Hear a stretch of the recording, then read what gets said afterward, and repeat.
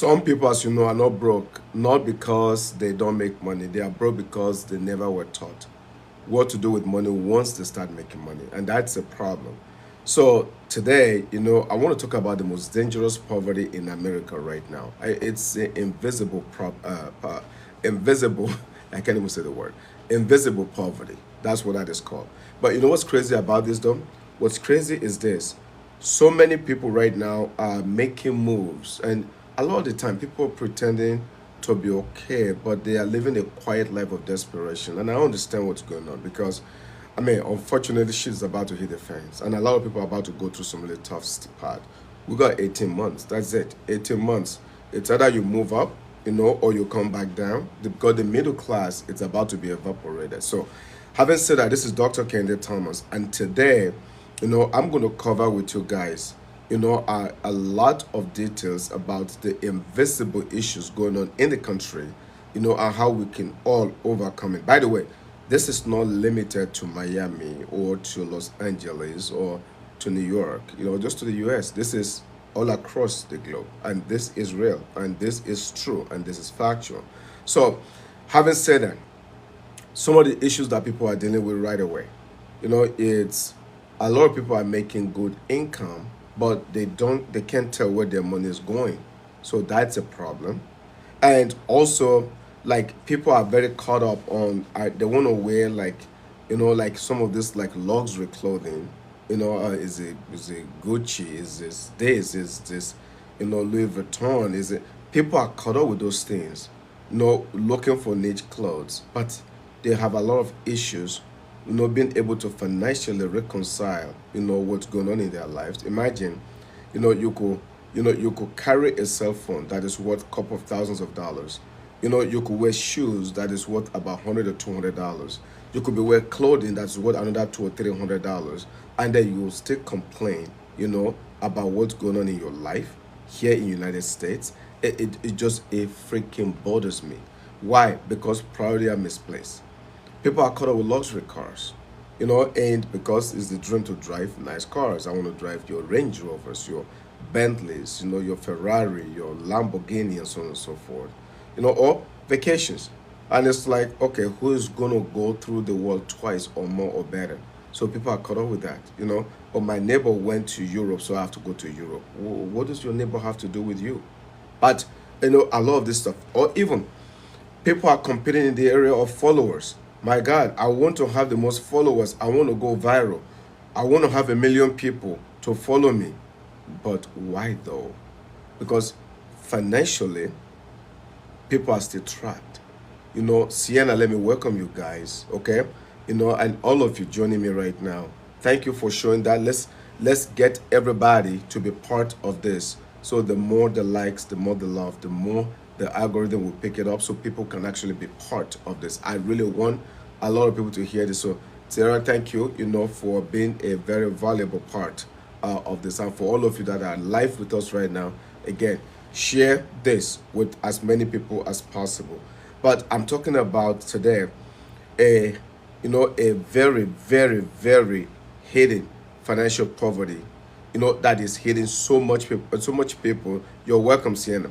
That is hitting so much people that a lot of people really don't understand. So, as I go through this with you guys, okay, I'm exposing the hidden financial poverty that nobody is really talking about. And that's today is my day 17 of the helping 1 million people gain financial clarity, because I just want to impact 1 million people financially to do better, to become the best version of themselves. So let's talk about the new poverty. All right. So if you have a pen and paper, feel free to write this down, because I believe that this kind of information is going to help you very, very well. So the first one, is the new poverty. The new poverty that's hitting a lot of people. And by the way, even in my country, Nigeria, where I come from, I understand like Lagos or some of those places, I see some of this stuff they post, and it just like, whoa, hold on a second. Not even in America. People don't even do this in America. So the hunt is on. The whole idea of appearing like I'm rich, instead of actually being rich, it's a disease that's catching a lot of people. By the way, don't ever let that get to you. But the new poverty today is old poverty looks obvious. Let me say that clearly, okay? While I encourage viewers to share this live with everybody, with your friends, so everybody can be on with us. No, old poverty looked very obvious. You can tell the old poverty, and you can say, okay, now this dude is poor. Like for example, me growing up, in Africa as a kid, you could look at me and say, okay, that's a poor kid. Holes in my shoes. Kind of like 3 minutes ago, there was a struggle, skinny as a bone. But no, by the way, not because my parents didn't take care of me. They did the best they could. So I'm not saying this to undermine them at all. That's not what I'm talking about. But you could look at someone, you can say, all right, this girl is poor. Or that dude over there, he's poor. Just by a look. Today, poverty is hidden. You can't even tell who's poor anymore. The reason why is because poverty is hidden behind financing. So people will buy things I can't really afford. They just finance it. All they care about is I can make the monthly payment. So all they care about is just finance. Do I qualify for it? So somebody will buy a car, literally, that is $100,000 car, but because you could pay $1,000 a month, you're like, okay, no problem. I can pay $1,000 a month. But you end up paying $150,000 for a car that's only worth $100,000. So today's poverty is hidden behind financing. It's hidden behind debts. So now you got a lot, like incredible amount of debt. Today's poverty is hidden behind appearance. Because you can't take a look at someone today and say, my God, this person is so poor, or this or that. No, you can't. No, somebody can be poor today. You could go to any stores and buy yourself incredible clothing, look like $1 million, because today, literally, poverty is hidden behind appearances. It's hidden behind social media. You go on social media, you see the lifestyle people flunk around, especially I'm out here in Miami. You're kidding me. These people, they rent the Bentley, for like a day or two. They rent the Ferrari for a day or two. They rent the Rolls Royce for a day or two. They rent the yacht for a day or two. Even they rent the clothing they're wearing for a day or two. They come on social media and they blow everybody's mind. And you're like, oh my God, these guys are amazing. What am I doing wrong? Relax, you're not doing anything wrong. They are living a borrowed life that you're not. So, but I want to talk about that because this creates something we call a massive social media pressure. And that pressure could also be what we call a lifestyle pressure. That people feel like I gotta, kind of like catch up with the Joneses. So therefore, you're doing things you're not supposed to be doing because you think your neighbor is killing it. But your neighbor is only giving an appearance of killing it. If you only know what's behind, the closet, you'll be like, what the hell in the world? I don't want that life. So, Sienna, if you understand what I'm saying, Shanti, Genesis, 7-figure, every one of you, Kadim, every one of you that's here, Rodney today, I just want to make this very clear. That a person can look very successful, but they have no investment at all. Let me say that again. Somebody can look so well put together, so successful, but they have no investment, no stocks, no bonds, no mutual funds, they got nothing. But appearance, they look incredible. Someone can look successful, they have no protection, they have no insurance, they don't even have life insurance. They have no protection at all, but they look well put together. Somebody can look successful without savings. They don't even have 3 to 6 months of savings in their account in case of an emergency. But if you look at it, it's like, I want to live a life like that. This person, they're so well put together. I want to be like them. Someone, can look so successful, but they have no ownership of anything. No, it's zero ownership. Like, I say it's zero, it's zero. They have no ownership at all. Someone can look so well put together, but they have no retirement strategy. They are like in their 40s. They have no retirement. Do you realize? Yeah, Sienna. So basically, appearance doesn't determine success. Yes. Because you can't look at someone and say, my God, she is so successful. My God, he is so successful. Not anymore. In 2026, appearance is very deceiving. Completely deceiving. So this is the reason why many people are one emergency away from a financial collapse. I want this to hit you very well. Let it land the right way. So don't judge yourself by anybody else that is out there. You're not them, they are not you. Right? You don't. There's no need for you to judge yourself against other people that's out there, because half of the time you don't even know what they're doing. You don't know if the appearance they're giving you is real. You see, as I go through this TikTok live with you, and I'm breaking down financial literacy. Today is day 17 of the 1 million financial people project that I embarked on. And one thing you can count on is this. James, Echoes, Friday, Sunday, you know, J King, you can count on this. I'm resilient, extremely resilient. I am going to talk about this non-stop until we impact 1 million people. I'm not asking for 1 million followers, just to impact 1 million people on financial literacy. That's a mission of mine. That takes me to segment two. Income, okay, does not necessarily mean wealth, because this is a confusion. But you don't understand, that guy is making $1 million a year. That doesn't mean he's wealthy. But that girl is making, my God, $200,000 a year. That doesn't mean she's wealthy. We confuse high income with wealth. Okay, it's a mistake. It's a mistake. Let me break it down and why it's a mistake. You see, income means money is coming in. That's all income means. Just cash is coming in, which is great. That's phenomenal. Nothing's wrong with that. Wealth means money keeps working even when you stop working. So that means I can make a lot of money. Literally, my income could be very high, but I could be struggling. Because even though the money is coming in, I don't have the right acumen to be able to keep the money, multiply the money. So money is coming and money is going. A lot of people suffer from this. That's why I talk tremendously about system, positioning, and structures. So that the first thing you got to do is make sure you essentially, it's like a leaking basket. You plug the holes in the basket first. So there's no way to say, I'm going to go make a lot of money and that become a priority of yours. But yet, you have the biggest issue of letting everything leak. As long as the basket leaks water, you can keep any money. But let's put that aside for the time being. A doctor can make $300,000 and still be financially weak. A business owner making $100,000 may own assets, for example. That person may own equity. That person may own cash flow and systems. But they are currently making how much? $100,000. Income can make you look very rich, very, very rich. But assets can make you financially free. So the question is, do I want to look rich or do I actually want to be financially free? And you can answer that. This is where a lot of people will not give up a temporary sacrifice, for a long-term reward of becoming financially independent. No, most people just want to look rich all the time. Even when the time is off, they don't care. They just want to keep looking rich. You say, don't get caught in that trap. It's a mistake. Don't get caught in that trap. Like, your energy should really be spent, accurately.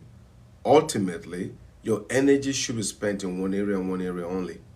Your energy should be spent, in how for you to build a structure and a system for yourself and your family.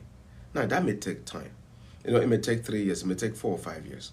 But you have increased potentially, amazingly, you've increased the probability of you actually truly becoming wealthy, rather than being pretending like you're wealthy. Here's the deal, okay?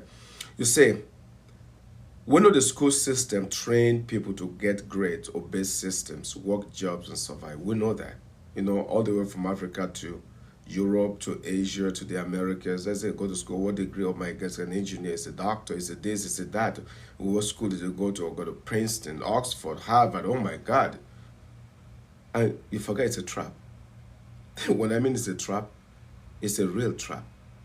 Because capitalism requires workers. So therefore, people have to work. Let me say that one more time. I want this to land the correct way, Obuasi. Okay, Wilfred, James. I want this to land. Royal Coco, very nice to see you here, Royal Coco, my friend. Nice to see you. You say, I want this to land the correct way, the right way. Let me explain what I mean by that. Okay? You say, when they say go to school, go get college degrees, all those things, we go for it. I think Nigerians are probably, Lord have mercy, Nigerians study so much, it's ridiculous, man. I mean, everybody has so many degrees, don't know what to do with your degrees. You have your high school diploma, you have your first degree, you have your second degree, you have your masters, you have your PhDs, and so on and so forth. Like just collecting degrees, like it's very prevalent in Nigeria. It's just like that way it is. So they collect a lot of degrees. So me growing up, it's almost like you got to go to college. If you don't go to college, it's almost like you're a failure. Nobody even look at you like you're right or you're correct.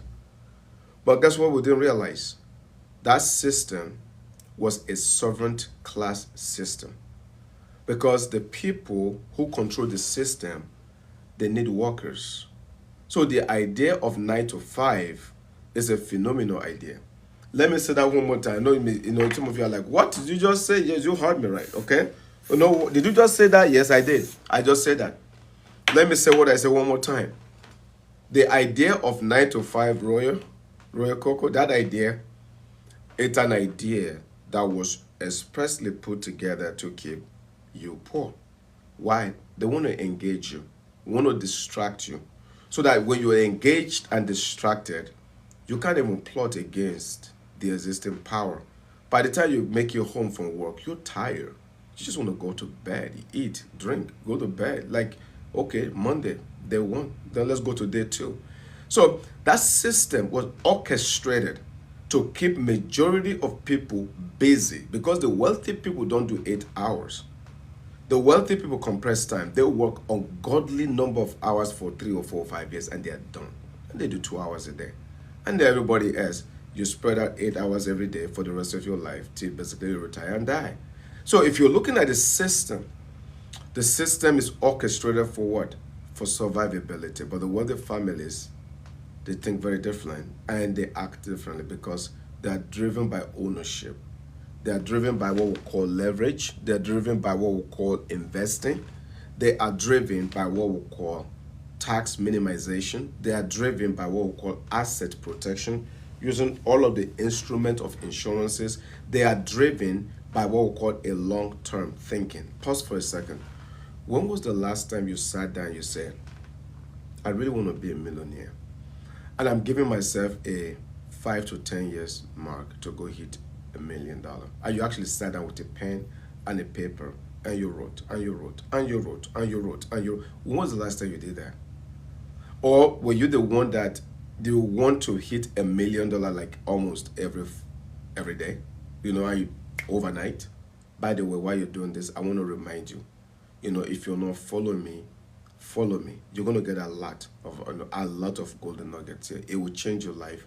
Like it's changed a lot of the people that I mentor right now. Their lives changed tremendously. It could change yours too. But going back to this, okay? When was the last time you did what we call a personal self-identity audit on yourself, Gertrude? When was the last time you did that, Royal Coco? When was the last time? Actually sat down and you did an audit on yourself. And you say, okay, what do I like? What do I hate? Why do I do what I do? Why do I keep showing up at the same job every day? What fulfillment am I getting from this? What are the alternatives? What am I really good at? What is it that I do that literally, when I do it, I don't feel any pressure and I actually enjoy it?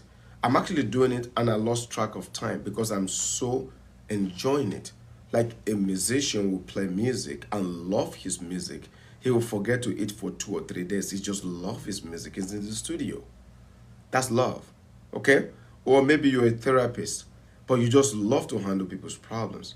So all day long, all you've done is what? Just makes you listen to people. You are so nice and so on and so forth. And think about that. So think so many things. Rio Coco, you posted, I did it and I started becoming happy and comfortable at the same time. That is absolutely correct. Because what's going to happen to you is this. If you follow the instruction I'm giving you right now and you actually do a critical analysis, of yourself, okay? Like absent of any kind of judgment, Michael. Like you're not there like criticizing yourself and judging yourself. I'm not talking about that kind of exercise. Then what's going to happen to you? You will meet a different version of yourself. Let me go even scientific on this. And this is kind of nasty a little bit. So your brain and my brain is wired very interestingly, really, because we're a biological computer as a human, and it's truly like amazing. God is amazing for putting this body together. Do you realize that we talk about our brain all the time, but our brain, literally takes takes instruction from consciousness. But where is consciousness in the body? Well, no person think about that. So they did experiments, and in the experiment they wanted to know exactly, like what controls our actions and our activities, and they wanted to know that, and it's very interesting because they ask random people like all of you guys and me, maybe, and they have the, the what's it called again, EEG or EEC, electrocardiogram machine, where they put it over your head, and then you voluntarily, anytime you choose, just move a part of your body. No warning, no anything. Just move it. When you do, okay, Sierra, here's what happened, Royal Coco. When you do, automatically it's recorded. But you know what they find out? They find out that literally 10 seconds before you actually make any body movement, guess what's ready?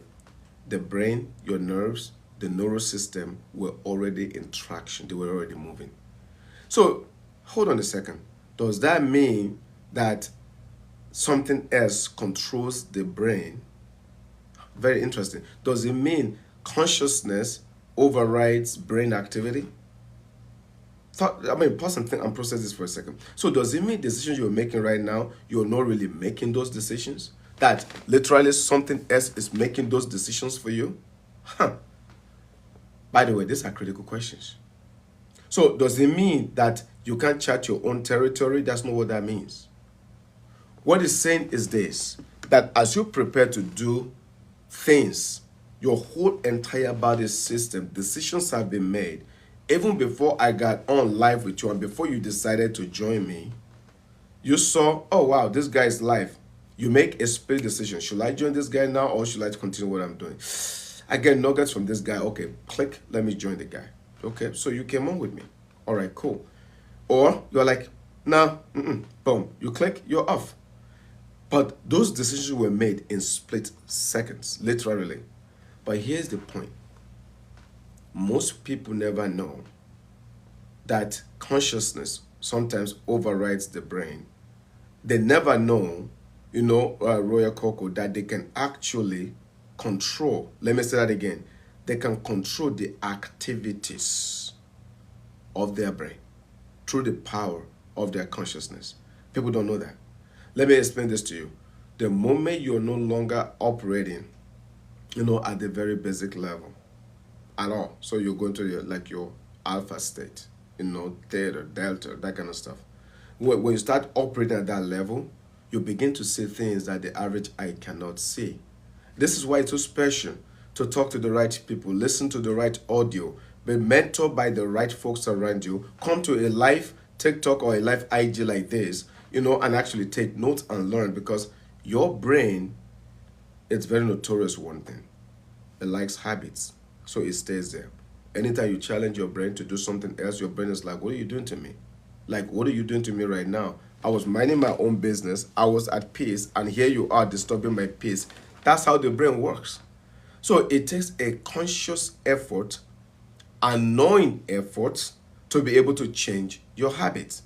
So because of that, most people were basically educated for labor, not for freedom. That's it, just to become a servant and to serve the elite. That is how most people were educated. And when you begin to see this, you begin to understand the financial leak that the average person never noticed. Let me talk about that, okay? Because this is the invisible financial leaks that most people experience. You see, there's a leak, number one, car payment. If you have a car payment right now, do you know they already got you? They got you already. Or no, if you have a car payment, think about how much you're paying on the car payment and the interest rate you're making on it. How about subscriptions? Have you ever gone to your phone and look at all your subscriptions? That money just comes out of your account. You're like, hold on, what was that money for? You don't even remember. Because everything you like on social media, you subscribe to it. Because it says that $5 or $10, you're just thinking, oh, it's $3, oh, it's $1.99. Okay, no problem. But sometimes it's weekly, it's not monthly. Or that it's accumulating. You're like, oh, what a second, what's going on here? Then when money is tight, you go to your subscriptions. Do you realize that you could go to subscription right now? I guarantee you, the average person have about 10 to 15 subscriptions going on. That is costing them $200 to $300 a month, but they don't even see it. It's unknown. They don't feel it. So because they don't feel it, subscription just comes every single time. When was the last time you went to your iPhone and you click on it and they say, okay, we'll look at my subscriptions. When was the last time I used this app? I haven't used this app in 3 months. I haven't used this app in 4 months. Why am I paying for a service I'm not using? When was the last time you did that? These are what we call financial leak that most people never notice. How about going out to eat? You go to a restaurant, you enjoy going out, you like the festivity, that's great. But think about how much money you spend when you go out to eat. Maybe you're spending easily $50. Then you go out 2-3 times a week. That's $150. Then multiply that by 4 weeks. Interesting. How about your lifestyle inflation? Because you're living a whole lot bigger than you should. You are in a neighborhood that is costing you an arm and a leg just to make rent, but you're there. Why? Because you want to be in that environment because it's very prestigious and it's privileged. But it's messing you up. When was the last time you look at your consumer debt? These are all financial leaks, by the way. Everything I mentioned to you right now, this is not judgment. You're kidding me?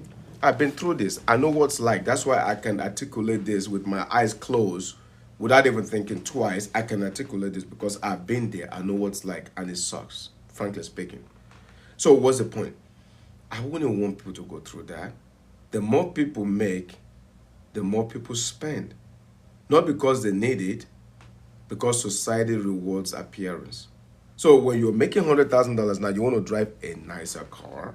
You want to shop at the different stores because in your mind, I can afford it. But it's a trap though, okay? Some people got richer financially, but they are poorer structurally. So when you start to look at this, you're like, what am I doing? This is like, really, like, dude, what are you doing right now? Look at your account. Look at your investment. What are you doing? When are you going to get this together already? And then you sit down and you say to yourself, all right, I got to start making some moves in the positive direction. This brings me to what we call the psychology of financial poverty, because it's a psychology thing. It really is. The brain and the way the brain is wired, this is very deep. It's really deep because many financial problems are emotional. We think they are logical. No, they are not. Most of the problems that we're facing, most people, it's more a psychological problem. It's an emotional problem than it is a logical problem. Let me explain this, okay? The first psychological issue most people have is called the law of comparison. Because my friend did this, so I need to do that too. No, you don't. But for whatever reason, you think that you have to. Your friend came, visited, show up in a car. Oh my God, that's my dream car. So therefore, your friend has arrived. So therefore, I have to go get that car. Law of comparison. Now you start buying cars they can afford. It's law of comparison. You move into a neighborhood you can afford. Law of comparison. There's nothing wrong with your house, but you had to. It's a psychological damage. There's a second two. Insecurity. Some people are just naturally very insecure. Have you ever walked past a guy, then they look at you, they do like a double take, then they look at themselves and look at their arms and their legs. What the hell? What does it have to do with you? Or girls size each other up. Why? What does she have to do with you? But you're wired like that. Human beings are wired like that. So naturally, we just do those things. It's called insecurity. You have impatience. You got lack of planning, which is, to me, they said, Lord have mercy. They said, proper planning prevent poor performances. So people that don't plan, eventually their performance is very weak. We know that. How about fear? which obviously the chief cause of poverty is actually fear. I'm not going to try something new. I'm not going to try this. Why? Because what if I lose? You know that it's proven that people are more afraid to lose $50 than to gain $100 because they just will not even try it. They won't even give it a shot. Let that sink in for a second. And then, of course, poor decisions. I actually orchestrated a decision house I'm going to be talking more and more about on how to make better decisions because, in the absence of good decisions, obviously very bad decisions that cause very chaotic life. I say this: God doesn't like chaos. There's nothing big that comes out of chaos. And wealth does not come out of chaos. Wealth comes from proper planning. So you have to learn how to what? How to properly plan. Most people don't have a money problem. They just have a decision problem. That's what most people have. You know, I mean, think about the dopamine spending. Oh my God, I'm not feeling good today. I almost feel stressed. So where you go, I'm going to the mall. What the hell? What does stress have to do with you spending money at the mall? Interesting. You don't understand social media pressure. Social media pressure. What the hell? Who's putting a gun to your head to go on social media? Why do you have that pressure? Oh, buying status instead of ownership. Why? Why do you have to go buy instead of owning? You see, all of those are all psychological. They purely are. And until you address them, it doesn't really matter what we talk about. Because you could have $1 million gone, $10 million gone. Doesn't matter how much money you got, it's gone. But you see, this is the reason why what wealthy families actually focus on, they teach very simple principles. They teach cash flow. I tell people all the time, how big are you in AI right now? Are you actually downloading the right apps for yourself? Are you, like for me, like I am very, very heavy in artificial intelligence tools right now because I know the world of the future is AI and it's a non-negotiable. And I know that. So if I know the world of the future is AI, if I know it's a non-negotiable, don't I have a responsibility to learn how AI really works? Now, AI doesn't have to do thinking for me or all of my thinking. My thinking needs to be original and organic. But AI can enhance my originality, if you know what I mean. All right. I want you to be thinking about this. You got that, you got protection, ownership, investing, you got tax efficiency, you got compound growth. All of these things are all taught. Imagine what it's like around the kitchen table presentation. It's July 4th, it's Christmas time, and everybody gathered together. And guess what the rich kids are learning? They're learning investing.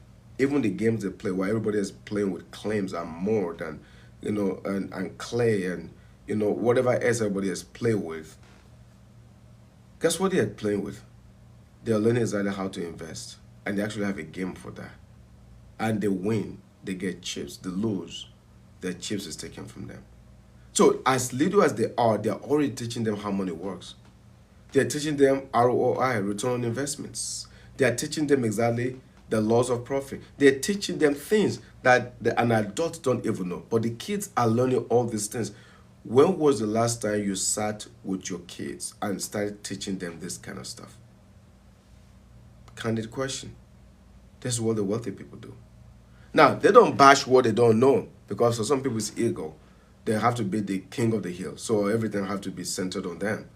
So they cannot be saying, oh my God, you don't know that? So the ego is paralyzing them, which is so stupid because at the end of the day, are you catering to your ego or do you want to be financially free? It's a no rocket science type of a question. So everybody should be striving for financial freedom. But this is the reason why, a wealthy person constantly they are keeping money, they are multiplying money, they are positioning money. Every dollar that they spend is like a soldier that goes out there to fight a war and it's come back victorious. Where your money sits matter more than how much money you make. And I've been saying that over and over because there are 5 homes of money where your money is sitting at. Only 5 places.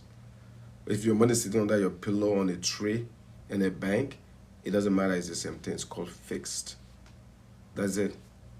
It's safe, but you're not making any money on your money. If your money is sitting in the stock market, okay, you're investing now. So when you're winning big, and when you're losing, it's a bottomless pit. So you have to have a tough skin. Okay. Maybe your money is sitting in what we call a qualified plan, 401k, 403bs, plans that the government set up to say, okay, put money away for retirement. We're not going to tax that money so it can grow wholesome for you. Good. But that money is sitting where? In the stock market. Or maybe your money is sitting in real estate. And you're saying to yourself, I have to make a ton of money. So you're sitting in real estate. That's awesome. Nothing's wrong with that. Real estate can make you a lot of money. But when it crashes, also what happened? It crashes too, doesn't it? Okay, but let me continue. Your money could also be sitting in something we call indexing. What is that? This is primarily an instrument that uses what we call life insurance, and it's tied to something we call index. When the market goes up, you make money. When the market comes crashing, you don't lose anything. Oh, wait a minute. Everything that goes up must come down. What do you mean you don't lose anything? Indexing works the way it works because your money is not directly sitting in the marketplace. So your money is sitting, and it mirrors or it mimics the performance of the marketplace. So typically insurance companies handle those. So when the market goes up, they give you a portion, not all, but a portion. And when the market comes down, they essentially say you have a stop loss of a zero. By the way, do you even know indexing exists? That is used with life insurance, that is used with annuities. By the way, all of these things, I was talking to my brokers last night, and I said, do you understand how much value we bring to the universe by teaching all of these concepts? And how people's lives are getting better every day. And those who are right here in US with me, that call me regularly, I want to be part of the team, I want to do this, that's great. I give some people an opportunity to go better their lives. And some people say yes, they will, and they don't do anything. You can also see that some people just love to ask questions, but there's no execution, which is to me is just pointless. Because the whole idea is this: you need to take massive action in order for you to be able to change the direction of your life if you want it for good. So some of this philosophy that we're teaching, that financial literacy is not about becoming flashy, it's about reducing suffering. That financial literacy should be a civic right. These are, in my opinion, God-given knowledge points that should be shared to and by anyone and everyone. You see, on this day 17 of helping 1 million people gain financial clarity, if this life helped you think differently about money, okay, then I want to type clarity on as I pull this up. Because this right here is going to continue to actually put you in a better position to get rid of distractions, noise, and chaos. Because if you want help building, you got to be talking about protection. You got to be talking about retirement. You got to be talking about wealth system. You got to be talking about financial structure. And you probably want to DM the word system to me, after I post this. Use DM the word system. Here's what I don't want you to do, okay? I don't want you to be one of these people that come in, you listen to incredible nuggets like this, but you never executed. Like you just never did anything. If you know what I mean, Israel. So imagine you work so hard, you're learning, you're putting in time, resources, you're giving it all. But at the end of this life TikTok, what happened? Nothing. You just move on about your life till the next episode. Then you're not improving. So make sure that as you're learning, you actually are executing these concepts. And when you execute, come back and post and say, by the way, I did this, I did that. This was my experience. This worked for me. This one need a little bit of tweak. This one right here, I don't know because I just could not really fathom myself. But you need to start executing, taking a massive action. Because the only way you know for sure, that you're going to become financially independent, it's exactly when you take massive action towards your finances. That's it. So with that said, ladies and gentlemen, if I brought value to you and you like this, okay? If you like this, Sienna, if you like this, Israel, Joy, if you like this, Royal Coco, okay? If you like everything that you're seeing, today, Sienna, you ask a question. Maybe I'll answer that question too. Then I ask you to follow me. Really, not only follow me, tell everybody else, in your own, ecosystem to follow me. The idea is to learn and continue learning and implementing, but do it together so you have a body that you can run with in this journey of financial independence, so you're not going alone by yourself. Because you're human, you're going to get tired, frustrated. And sometimes you're okay, you know what, I don't want to do this, I will leave this alone. But if you're running with someone, then you have what we call an accountability partner, and it can be very helpful to you. So, having said that, okay, Sienna, you ask a question. How do you do the analysis? What are the things you are to check for? Oh, gosh, I don't remember this part. I think this is what I was talking about. What you perhaps, like if that. By the way, Sienna, you could correct that question, if you want me to properly answer it for you. But if I think I understand correctly, no, I think, it's more about you being able to do an audit on yourself. Because if you do a self identity audit on yourself, you you will meet a different version of you that has been there, but you just never really pay attention to, and that will change everything. You see all your leaks, your strengths, your weaknesses, your friends, and the people you need to run away from that you call friends. But things will reveal themselves to you if you really do. Okay, I don't know if that's the question, but if you correct it, I could answer that. Lang Jam. I might have double my income for this month. Finding people who need websites. I like that. I like the good news. So, okay, I'm going to challenge you. Okay, I'm going to challenge you. Don't be too quick striving for money. Be very quick striving for an angle that you could bring to the world that is different from most people in your field. That's what you strive, like what you go for. In other words, what is the trend in your industry? Maybe it was website building or whatever. What's the trend? Then you ask yourself, what does the future hold for that industry? What is the common problems that they will have? How can I solve that problem? So you spend the next 12 months trying to crack the code for identifying the problem and solving the problem. If you do that, you may not make money the first few years, but 3, 4, 5 years later, when that money comes like a gushing water, it never stops running. That's where I want your energy to be at. The biggest challenge most people have is they're doing very well, long jam, they're tracking, things seems to be doing very well for them, then they monetize too soon, too fast. And then they have a high group of audience that follows them, that trusts them, and those audience lose trust and following because in them as, oh wow, this person is too hungry for money.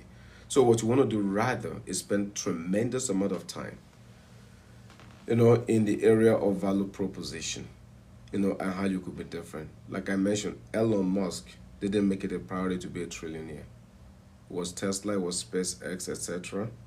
PayPal sold, and then he became who he is today. So the priority is not for me to make this much cash, but rather, what problem am I solving? And the problem I'm solving will bring the money to me. That's the approach. You do that, you will crush everything and all things. Good to see that. All right, guys, let me bring this to a close. I want to thank you for joining me today, as usual. Please work like it's up to you. Pray like it's up to God. Remember, whatever it is you do, put God first in your life, and He will take care of everything else that you need. So with that said, have a phenomenal one, everyone, and thank you for being part of this. And Sierra, next, I have to give you a shout out. Again, most actions love likes that give us algorithm. Sienna, I got to give you a shout out because you started that also very strong. So, but the two of you, you have been the power. You power this life TikTok. It was yesterday, I think it was Sienna that powered it yesterday, and then Royal, power it today. So with that, I say thank you, everyone. God bless you all. Bye now. Bye, everyone.